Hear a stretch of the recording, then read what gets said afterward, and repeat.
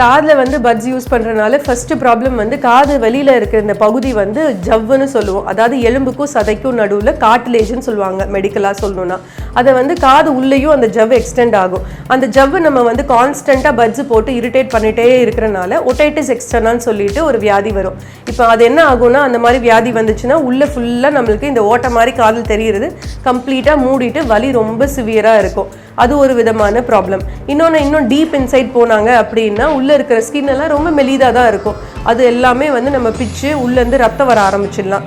இன்னும் deep inside போனாங்கன்னா காது ஜவ்வு, அதாவது தெரை மாதிரி இருக்கும். நம்மளோட நடு காதுக்கும் வெளி காதுக்கும் வந்து ஒரு ஜவ்வு மாதிரி தெரை மாதிரி இருக்கும். அதை நம்ம கிழிச்சு விட்டுருவோம். அது கிழிச்சு விட்டாங்கன்னா ஆட்டோமேட்டிக்காக வந்து காது கேட்குற தன்மை வந்து குறைய ஆரம்பிச்சிடும்.